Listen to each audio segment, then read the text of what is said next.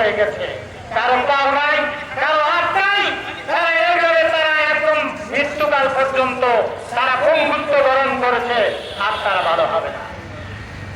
এই বাড়ি খেলায় দাবি পরিষ্কার পরিষদ নীতির বাইরে দাবি হাজির হই। আমাদের দেখুন কষ্ট কোনো দেখা আপনারা বুঝবেন না।